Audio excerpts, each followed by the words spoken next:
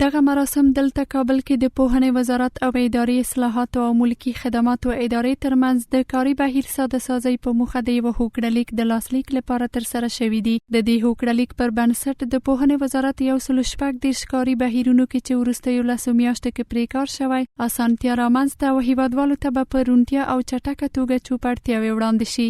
د پوهنې وزارت چارواکي هیوادوالو ته د اسانتیا رامنځته کېدو په موخه د اداري بهیرونو ساده کېدل په اوسني عصر کې یو اړتیا بولي. پاته دغه ساده سازي چې شوې ده دا د ټولو ریاستو کې چې کوم رئیس صاحبان دي او یا د هغو سره کوم کارشناسان دي او یا کوم پوهان دي د هغو په ټولو په توافق باندې دا شی پای ته رسېدلی دي. دا هغه هم په دې کې موافق دي. نو د دې دپاره به انشاءالله کوشش کوو چې دا عملي کړو.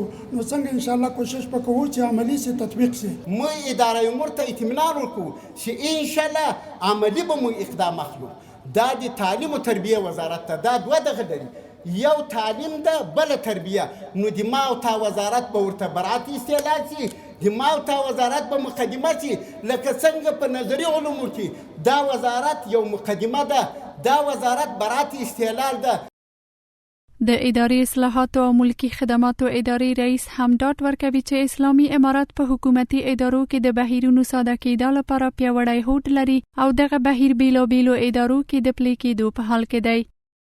وقتی پروسه را ما سهل آسان کردیم، اهداف هم خوبتر تطبیق میشه، استراتژی هم بهتر تطبیق میشه و همچنین مدیریت و رهبریت ادارات بالای کارمندا و بالای ریاست ها و آمریت ها و سایر نهادهایش آسانتر و بهتر و خوبتر میشه. په آینده کال په خپل پلان کې تقریبا 25 وزارتونه هغوی خپل پلان کې لري چې په دغو اداراتو کې 25 وزارتونو او مستقلو اداراتو کې چې کمی پروسې د ځنډ او خنډ سره مخامخ وي، اول به د هغې شناسایي کوي چې دا کمی پروسې دي او د هغې نه وروسته به په هغې باندې کار شروع کوي او دغه پروسې به اسانه کوي.